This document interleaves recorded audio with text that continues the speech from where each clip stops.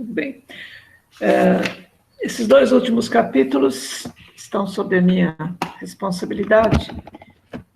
E eu vou começar, antes de entrar no capítulo 50, pela sugestão do Francisco, outro dia, nem sei se ele está aqui hoje, que a gente fizesse um esquema sobre a mente, né? Eu tenho esse esquema já de algum tempo, e complementando o que a Alessandra colocou sobre a mente, que foi muito importante, eu apenas fiz esse esquema para encerrar esse assunto da mente, que ele envolve todos esses capítulos relacionados com a desencarnação do Fernando, né?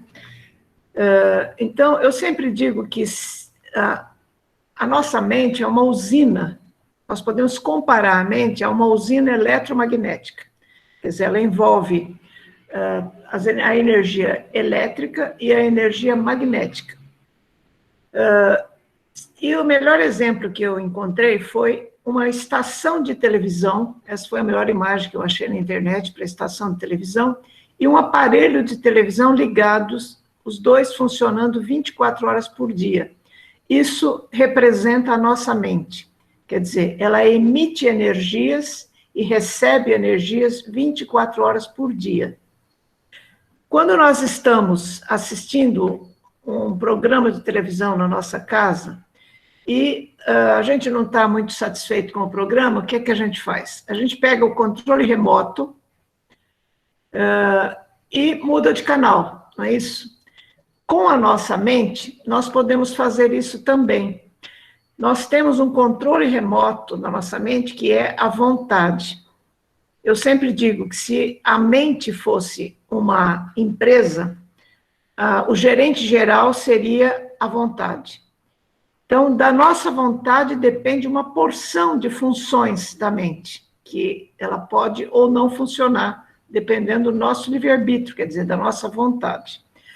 Então, quando a gente, assim como na nossa televisão, com o nosso controle remoto, às vezes a gente quer mudar de canal e não consegue, a gente aperta aquele botãozinho e não muda, e às vezes muda, mas volta para o canal anterior. Não sei se isso já aconteceu com vocês. E a gente percebe, então, que as baterias precisam ser recarregadas, ou as pilhas precisam ser trocadas, né? Aí a gente troca, põe pilhas novas, fica bonitinho, o botãozinho lá funciona, muda de canal na hora, né? Com a nossa vontade também acontece isso, né? O nosso controle remoto também descarrega a bateria, quer dizer, a nossa mente, quando está estressada, quando está cansada, ela precisa ser recarregada. Essa recarga pode ser feita de várias maneiras, através do tratamento espiritual, através de uma boa alimentação, de exercícios, de terapias e tudo mais. Este quadro aqui é uma simplificação da mente, né? E disso que eu acabei de falar, quer dizer, a mente tem... bom, primeiro, os órgãos que envolvem a mente, os principais órgãos, porque meu entendimento, eu acho que todos os órgãos do corpo humano e do nosso psicossoma também eles fazem parte, todos eles fazem parte da mente. Mas os principais são o cérebro e o coração. O cérebro comandando a inteligência e o coração comandando os sentimentos. Mas a vontade, que é o nosso gerente geral, é que define o que é que nós vamos pôr em prática. Se nós vamos modificar os pensamentos, colocando a inteligência para funcionar, se nós vamos guardar determinados fatos através da memória, tudo isso aqui são funções da mente, né? As funções pensamento, memória, criatividade, emoção. A emoção que são as manifestações dos sentimentos. E a inteligência se manifestando através do pensamento, da memória e da criatividade. E muitas outras funções. Essas são apenas algumas das funções da mente. Há quem diga, na literatura espírita a gente vê isso, há quem diga que a mente é o espírito. Eu acho que nada contra isso, porque realmente a mente é o espírito. Eu acho que não existe nada no espírito que esteja fora da mente. Então, mas isso é uma vamos dizer assim, uma coisa muito simplificada, para a gente poder ter uma visão geral. Mas a mente é uma das coisas mais complexas a respeito do espírito que a gente pode estudar, né? Tem um livro da Sueli Caldas Schubert, que eu me baseio muito nele também quando falo da mente, que é Os Poderes da Mente. Ela aborda de uma maneira bastante didática, bastante interessante, se referindo a tudo que existe na literatura espírita sobre a mente. Eu recomendo o estudo desse livro para todos, tá? Bom, então, com relação à desencarnação do Fernando, a gente entendendo bem como é que funciona a mente, fica mais fácil a gente entender esse processo da desencarnação também, né? Eu fiz um resumo das coisas que o André Luiz fala e vou ler alguns trechos mais importantes e passar alguns slides também. Então, depois daquilo que a gente viu no capítulo anterior, que a Alessandra nos ministrou muito bem, a gente viu que Fernando, é a primeira vez que aparece o nome dele aqui neste capítulo, né? Mas ele estava agonizando e o Aniceto foi solicitado a dar uma mão nesse processo da desencarnação, e André Luiz e Vicente o acompanharam para aprender um pouco mais, né? E o André Luiz, então, nos passa esses ensinamentos. Ele relata sobre o magnetismo do Aniceto, porque quando eles chegaram lá, o Aniceto colocou a mão na fronte dele e ele conseguiu ver tudo aquilo que a Alessandra já nos explicou, né? Ele teve um poder de raio-x da mente dele, foi muito aumentado, e ele conseguiu ver coisas infinitesimais na mente do Fernando. E quando Aniceto tirou a mão da fronte dele, ele já não viu mais as coisas infinitesimais. Mas, ao mesmo tempo, ele percebeu que ele estava conseguindo ver coisas como se tivesse mesmo um raio-x dele próprio, né? E ele se surpreendeu com a sua própria capacidade de raio-x. Aí ele descreve que no quarto do moribundo estavam alguns parentes aflitos, o médico que acompanhava o quadro, né, com atenção, e duas entidades, a mãe do Fernando e uma outra parente que a acompanhava. A mãe se aproximou de Aniceto e pediu para ele que ele pudesse ajudar de uma forma mais efetiva, que fazia horas que elas estavam lá tentando ajudá-lo, mas elas não tinham essa capacidade, né? E que elas contavam com a ajuda do Aniceto para isso. Aí ele diz assim, que a mãe diz que nós estamos aqui há horas à espera de alguém que pudesse ajudá-lo, e que o filho continuava preso às sensações de sofrimento físico. Então, sobre esse sofrimento físico, que foi dito também no capítulo anterior, tem muitas pessoas, muitos espíritas, que dizem que têm medo da morte, não por não acreditar que a vida continua, mas pelo sofrimento físico da hora do desencarne. Então, eu fui buscar no Livro dos Espíritos a questão 100 e... Pode projetar para nós? Juliano vai projetar aí a nossa... no livro 2, no capítulo 3 do livro 2, sobre o retorno da vida corpórea à vida espiritual, que trata da separação da alma e do corpo, a questão 154 do Livro dos Espíritos, Kardec pergunta: a separação da alma e do corpo é dolorosa? E os espíritos respondem: não. O corpo sofre frequentemente mais durante a vida do que no momento da morte. Neste, a alma não toma parte. Os sofrimentos que experimenta algumas vezes no momento da morte são um prazer para o espírito que vê chegar o fim do seu exílio. Então, mesmo que o espírito, talvez até por estar esperando algum sofrimento, ele pode até sentir alguma coisa, mas o maior mesmo é o prazer que ele sente pelo final da sua jornada, né? E ainda, aí Kardec complementa dizendo: na morte natural, que chega por esgotamento dos órgãos, em consequência da idade, o homem deixa a vida sem o perceber é uma lâmpada que se apaga por falta de alimentação.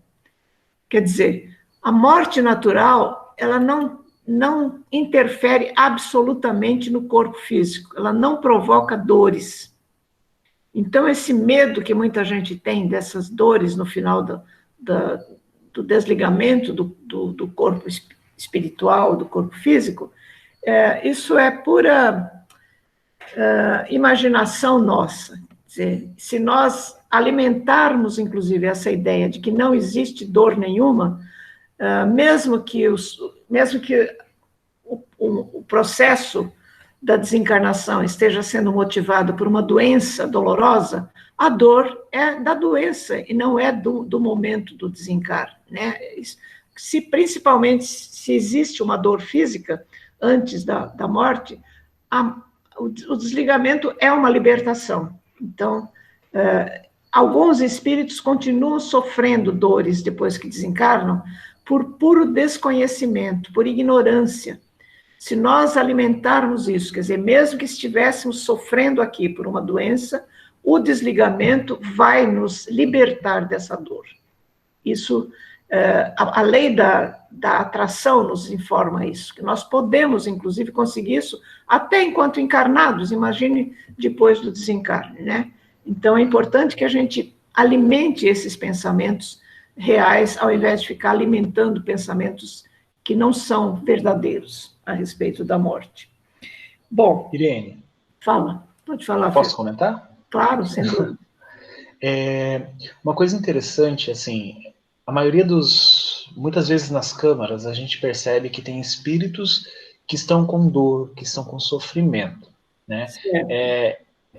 Até mesmo hoje à tarde a gente estava estudando o Evolução em Dois Mundos, nós estávamos falando sobre isso, né? Se o perispírito ele sente dor. O Evolução em Dois Mundos fala que ele tem alguns outros tipos de sensações, mas não deixou claro, e isso não está lá no Evolução em Dois Mundos, sobre dor, né? Que vai acontecer a dor por causa dessa ligação ao perispírito. Mas a gente percebe que alguns espíritos nas câmaras reclamam de dor, né? Eu acredito que nessa análise dessa questão e também do que a gente vê nesse capítulo é a ligação do espírito com o corpo, com matéria, né? No caso, com a coisa que ainda existe aqui no plano físico, né? É o apego. Ele já é o apego. Ele já está no plano espiritual, mas a mente dele, as produções mentais dele, a criação mental ainda é ligada à matéria. Então é por isso que ele tem essa sensação, porque isso é tudo mental, é através lá da mente e não propriamente de dor no corpo perispiritual. Eu acredito que seja isso, né? Eu acredito firmemente nisso mesmo. Muitos espíritos carregam dores mesmo, carregam sensações de frio, de fome, tudo isso, mas por desconhecimento e por apego à matéria mesmo, né? A maior parte também por ignorância mesmo, né? Bom, quando André Luiz descreve isso, Aniceto faz o seguinte comentário: notam-se, de fato, grandes lacunas na expressão mental do moribundo. Quando a mãe dele pediu e disse que ele estava sofrendo muito, tudo mais, estava com dificuldade de deixar o corpo, foi que Aniceto fala isso. Vê-se que atravessou a vida humana obedecendo mais ao instinto que à razão. Observam-se-lhe no mundo celular vastos complexos de indisciplina. Poderemos, contudo, ajudá-lo a desvencilhar-se dos laços mais fortes no que se refere ao círculo carnal. Aí ele vira para... Não, aí ela agradece, diz que vai ser um ato de caridade se ele fizer isso e tudo mais, né? Aí ele pergunta para a mãe do moribundo: a irmã está incumbida de encaminhá-lo? Porque a gente percebe que André Luiz... a gente percebe que esta descrição de André Luiz em Os Mensageiros é a primeira vez que ele relata o desencarne, né? No nosso lar não acontece isso. É a primeira vez que ele presencia um desencarne nesse seu aprendizado. Então, ele está descrevendo aquilo que ele está percebendo, né? Aí ela esboçou um gesto triste e respondeu: desejaria sacrificar-me ainda um pouco por meu desventurado Fernando, mas apenas obtive permissão para socorrê-lo nos seus últimos instantes. Naturalmente, pelo estágio evolutivo em que se encontrava a mãe do Fernando, ela não poderia fazer muita coisa além disso. Mas ela disse que um outro espírito viria para ajudar, e não, ela não tinha essa autorização, mas um outro espírito que estava lá que iria encaminhá-lo para um lugar adequado. Bom, aí o clínico espiritual interveio dizendo, é justamente esse espírito, que era o clínico espiritual, né, dizendo que em virtude da nobre intercessão materna, quer dizer, mesmo que a mãe não tivesse muita evolução espiritual, mas o interesse dela era tanto, o amor dela pelo filho era tanto, que as preces dela nesse sentido foram atendidas.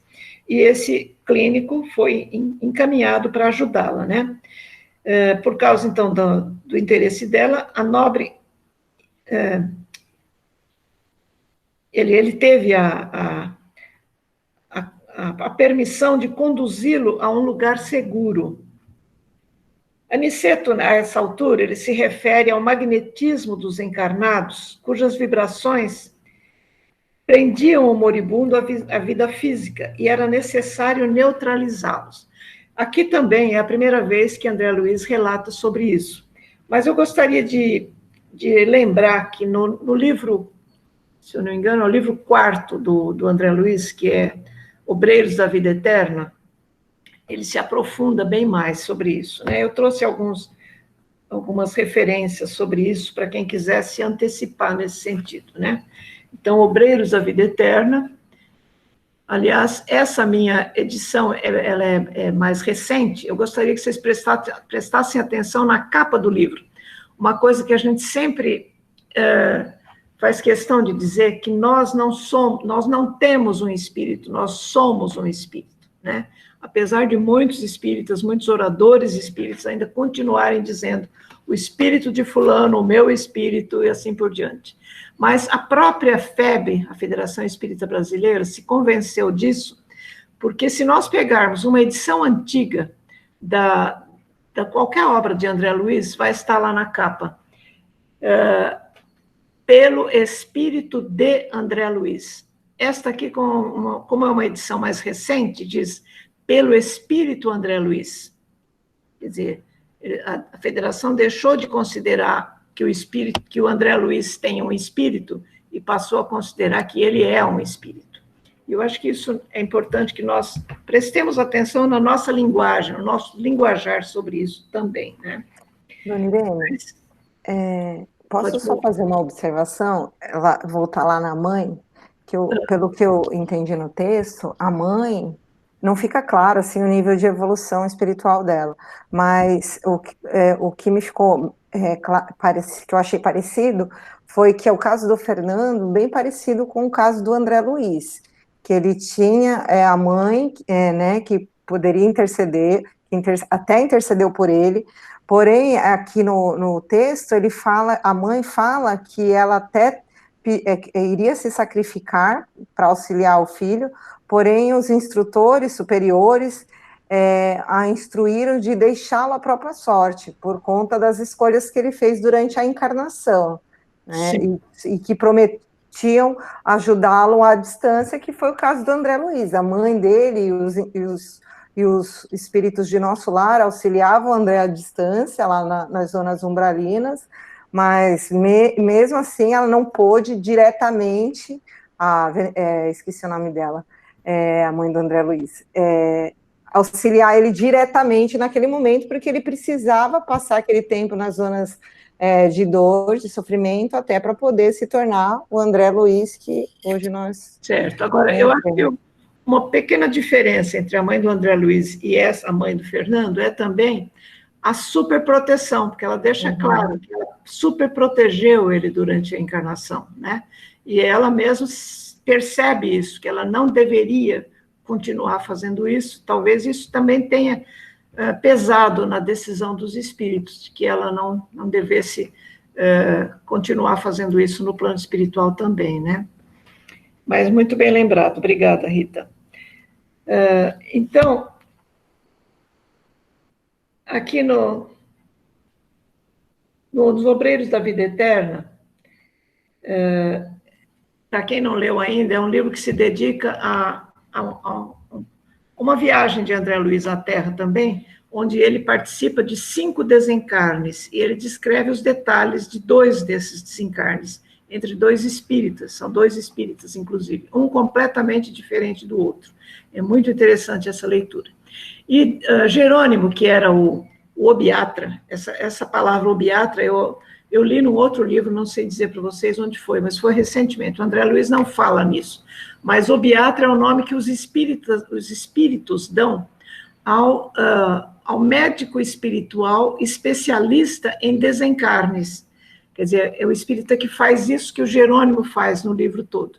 Ele, em cada desencarne, ele que faz esse procedimento, né? O André Luiz e no caso, acho que é o Hilário que está junto, não me lembro, eles ajudam, mas, não é nenhum dos dois, nem Hilário, nem Vicente, mas tem lá uma equipe toda que acompanha o Jerônimo, e eles ajudam em outras coisas, mas quem faz o procedimento do desligamento de cada um dos laços do espírito com o corpo físico é o Jerônimo, que ele é um obiatra, um especialista em desencarnes. E aí André Luiz pergunta, porque eles passam um mês inteiro estudando esses casos e ajudando antes do desencarne de cada um.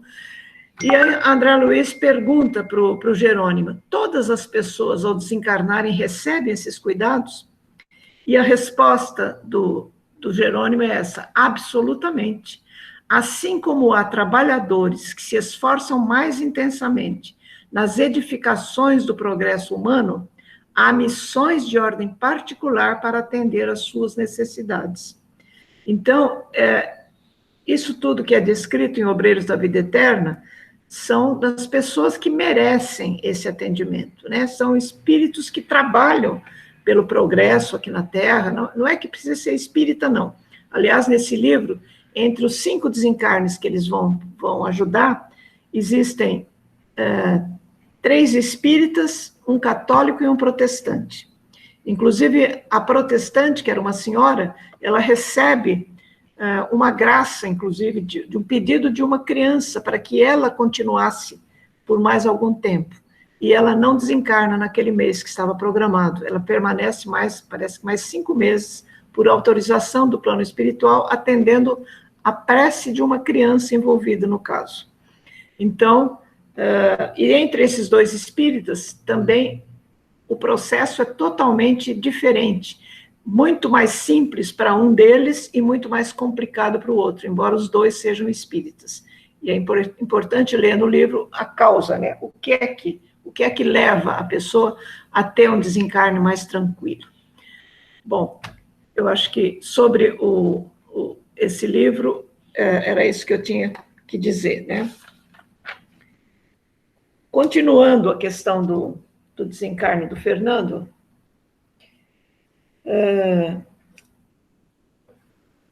vamos ver onde é que eu parei.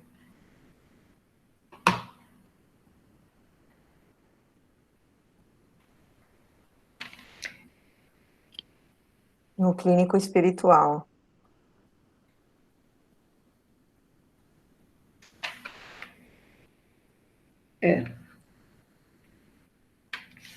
Tudo bem.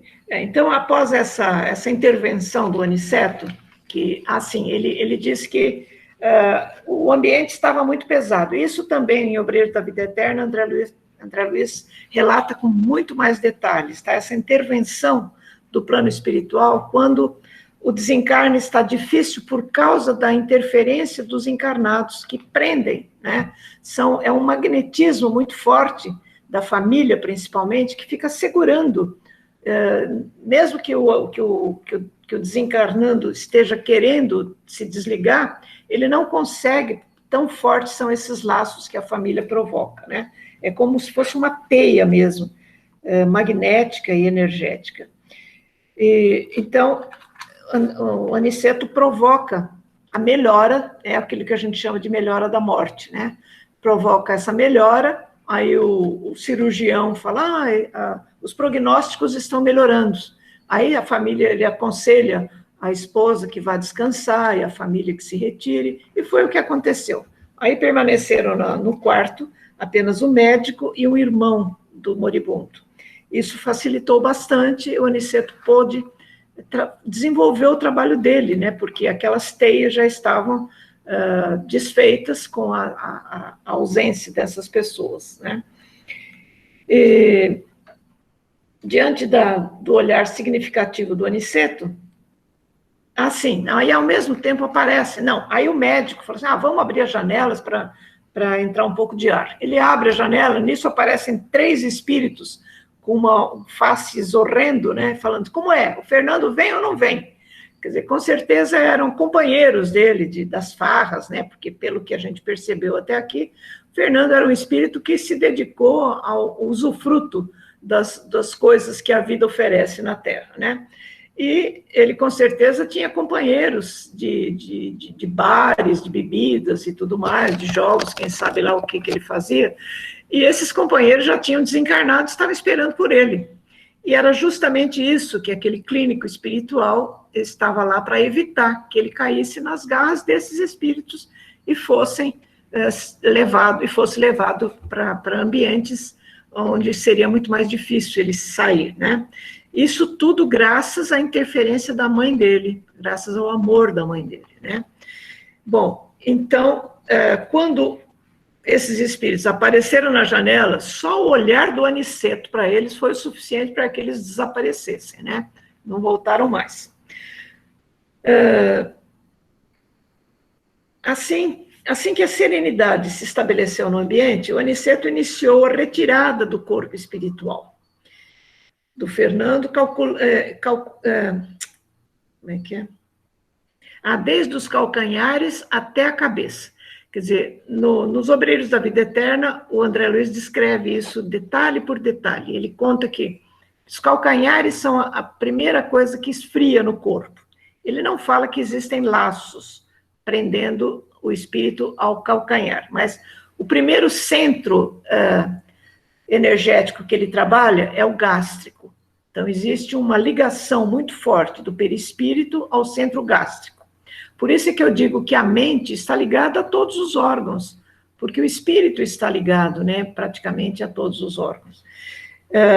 E o André Luiz relata, então, que quando o Jerônimo, que é o obiatra nesse caso, ele quebra alguma coisa ligado ao centro gástrico, uma porção de uma substância branca, que com certeza é ectoplasma, ou talvez seja ectoplasma, né, se sai do corpo do moribundo, no caso, e fica pairando acima do corpo dele.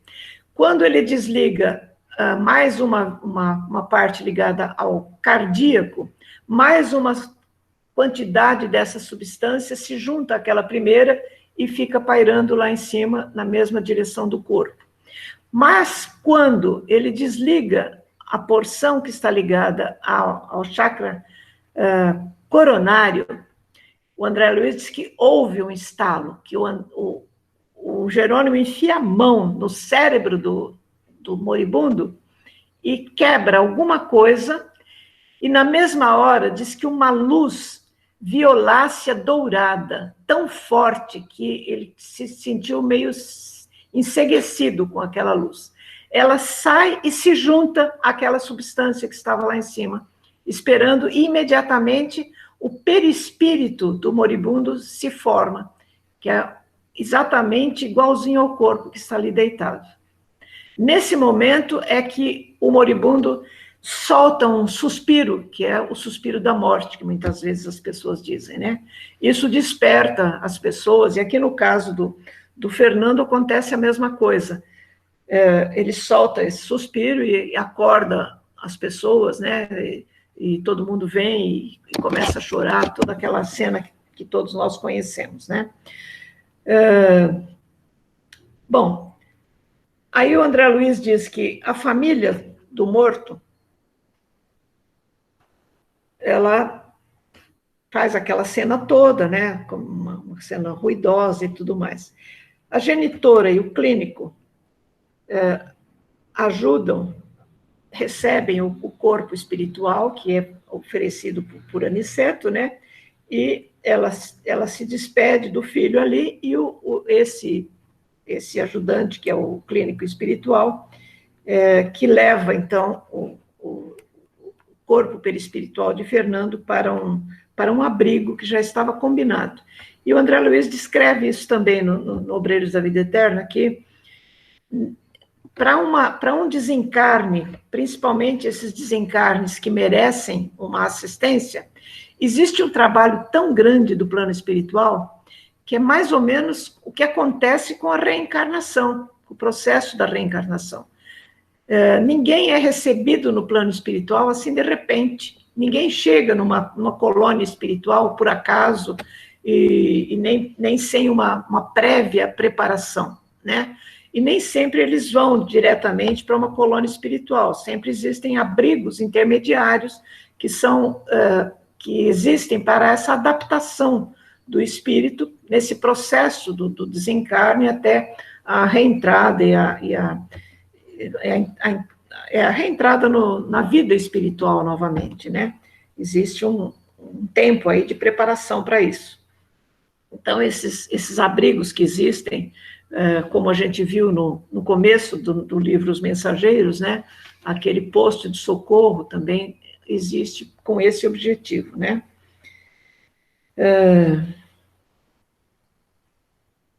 Bom, aí Aniceto diz o seguinte, está na página 259 na minha edição. Ele diz assim: a genitora do desencarnado... Não, isso não é o que Aniceto diz. O André Luiz está explicando isso, que a genitora do desencarnado, auxiliada por Aniceto e pelo facultativo espiritual, prestou ao filho os socorros necessários. Daí a instantes, enquanto a família terrena se debruçava em pranto sobre o cadáver, a pequena expedição constituída por 3 entidades, as 2 senhoras e o clínico... Ela não se despede do filho, não, desculpe, foi precipitação minha.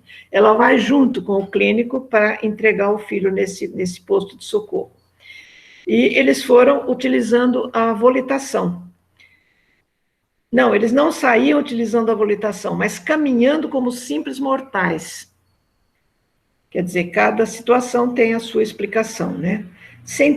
Ele diz, André Luiz diz, sentia-me fortemente impressionado. Ele estava intrigado com aqueles 3 espíritos que apareceram na janela, né?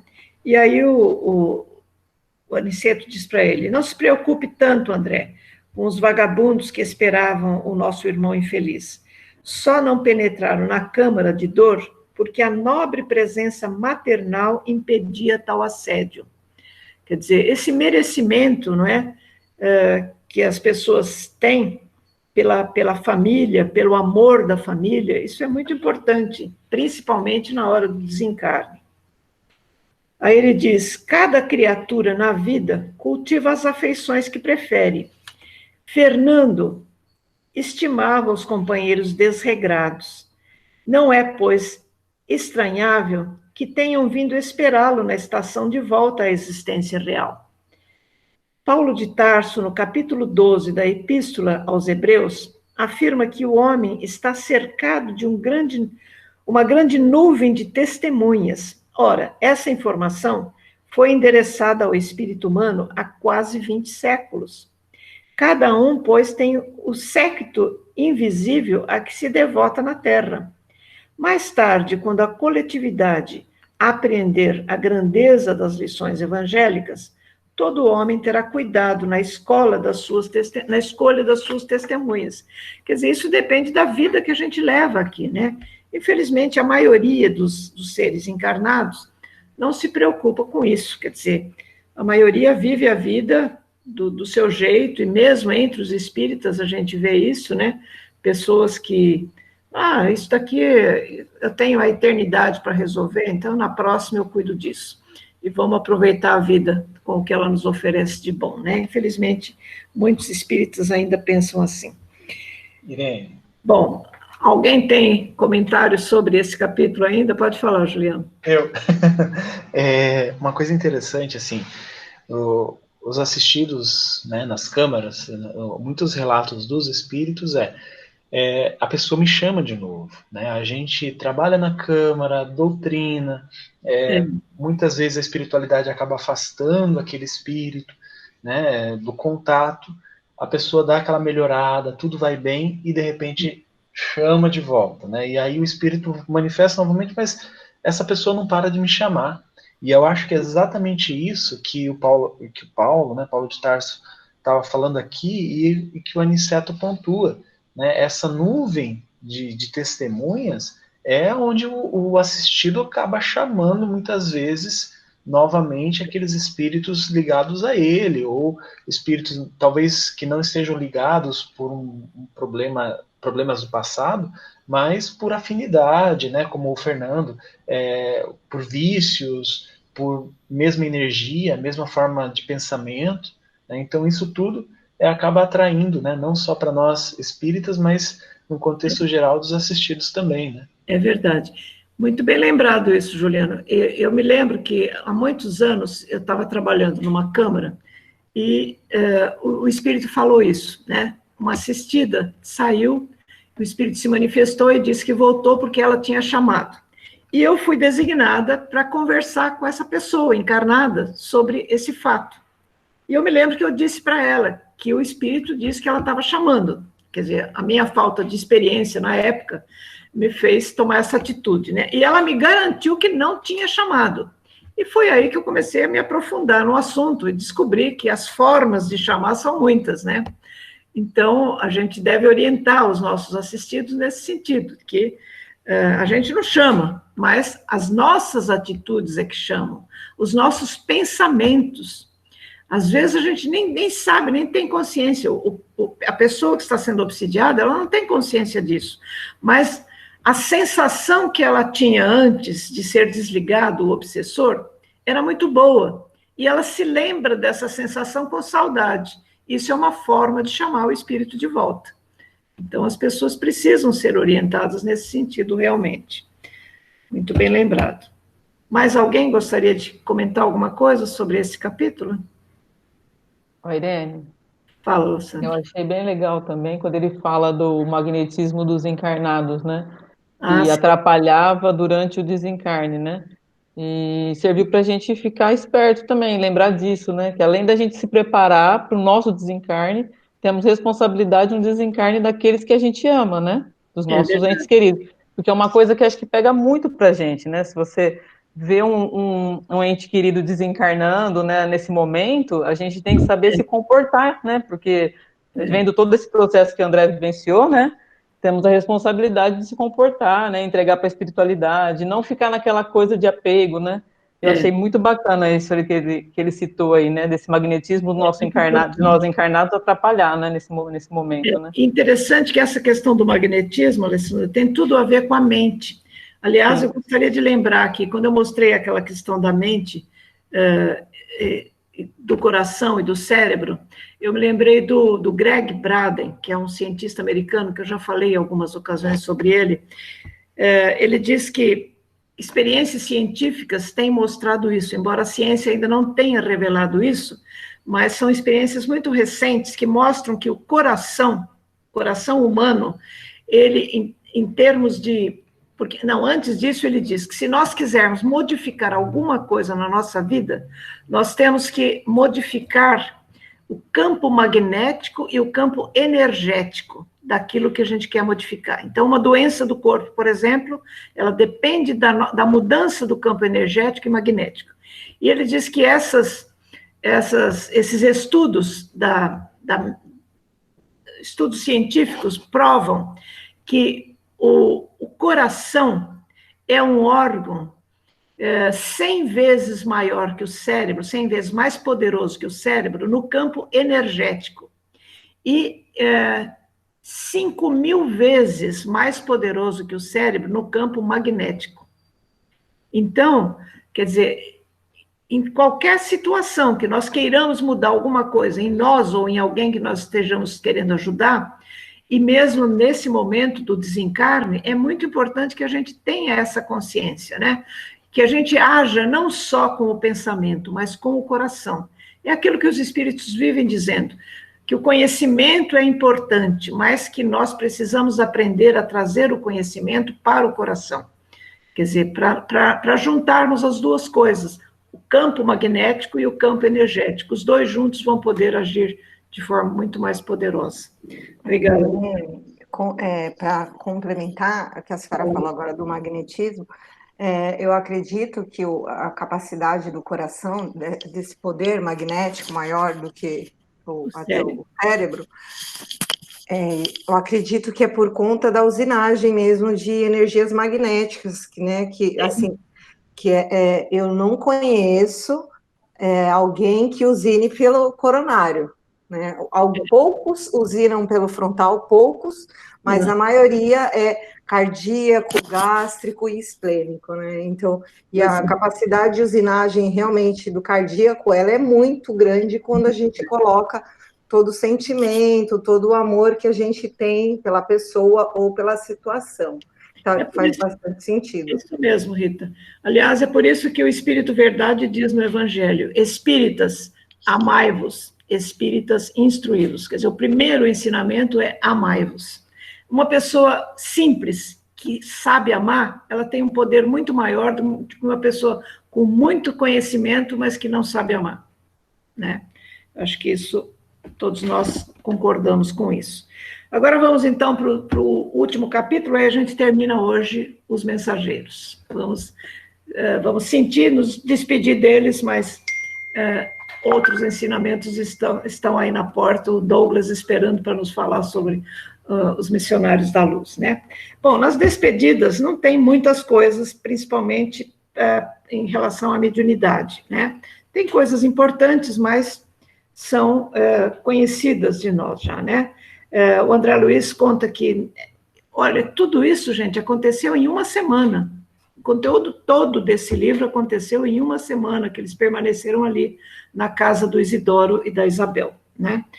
E aí ele diz que muitas outras coisas, ele nem relata tudo aqui, ele diz que muitas outras coisas aconteceram, coisas importantes para o aprendizado deles e tudo mais, né? E que na noite da despedida,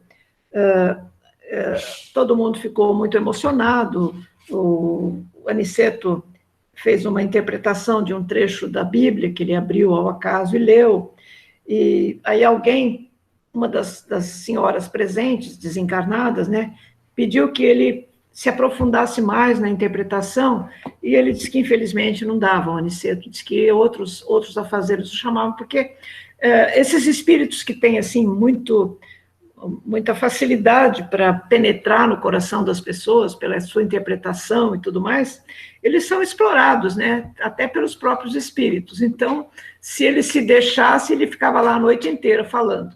Então, ele resolveu dizer que ele tinha outros compromissos, como de fato tinha, né? E o próprio André Luiz...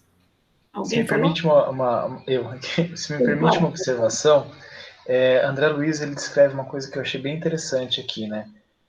Quando ele estava falando sobre os aprendizados, né, os ensinamentos que ele obteve durante essa semana, e ele estava falando assim, a ascendência mental no equilíbrio orgânico, as forças radioativas, o campo das bactérias, a visão mais ampla da matéria organizada, compeliam-me a nova conceituação científica na arte de curar os corpos enfermos. Isso eu achei muito interessante, porque, assim, nos próximos livros, a gente vai aprofundar muito sobre corpos espirituais, sobre como funciona as glândulas, né, a epífise, alguns centros de força em específico. E o que eu percebi aqui é que ele falou, olha, eu estou começando numa jornada para curar, né, para trazer informações de como nós operamos, como a espiritualidade opera na reestruturação dos corpos espirituais, das curas, né? Tanto na questão de obsessão, quanto na questão de resgate de karmas, quanto na questão energética, quanto na questão de paz. Então, o que eu percebo, assim, André Luiz está deixando uma deixa aqui, olha, me segue, né? Segue a coleção, estude a coleção, porque eu vou trazer para vocês ensinamentos que vão ajudar nas câmaras, lá nas casas espíritas, no seu dia a dia com a sua família, no seu dia a dia com você mesmo, e todos esses relacionamentos que a gente vai envolver essa questão espiritual, porque muitas vezes a gente separa o que é o humano aqui na Terra, vivendo o dia a dia, do Juliano no trabalho, na convivência com os amigos, do Juliano lá na espiritualidade, lá na casa espírita, lá. E a ideia não é essa, a ideia é que você é um ser, como você falou, é um espírito. Você não tem um espírito. Então, aquilo tudo que ele está trazendo aqui é para o nosso dia a dia durante toda a nossa encarnação. E eu acredito que ele está falando assim, olha, presta atenção nos próximos livros, que vai vir muita coisa aí para vocês absorverem. Né? É isso mesmo.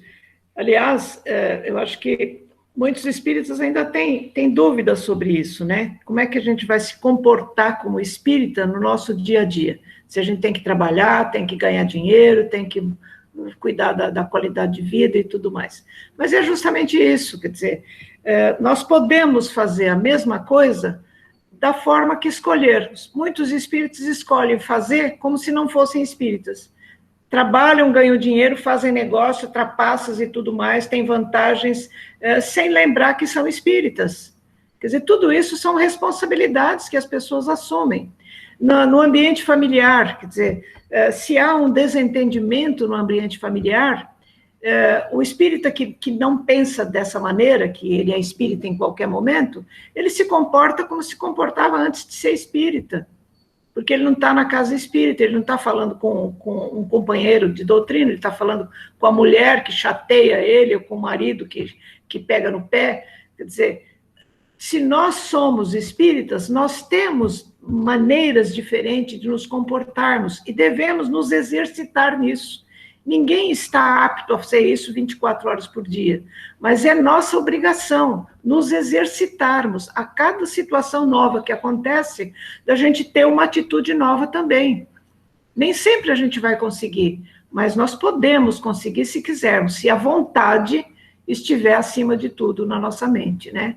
Então, a gente pode, sim, ser espírita 24 horas por dia, na fila do supermercado, no trânsito, com os filhos, com o marido, com quem quiser, com quem quer que seja, a gente pode ser espírita. Então, eu acho que essa sua interferência é muito importante, Juliana. Bom, mais alguém tem alguma coisa sobre esse capítulo? Porque agora é a despedida, né? Eles já estão praticamente se despedindo, mas o Aniceto resolve esperar que Isabel desperte para se despedir dela e agradecer a acolhida, né? Porque foi lá que eles usaram a casa dela é um posto de socorro, né? Ela, antes de reencarnar, já veio com esse compromisso, e ela agradeceu muito ao Aniceto, porque ela percebe que, como encarnada, às vezes ela tem dificuldade de pôr em prática o compromisso dela, né?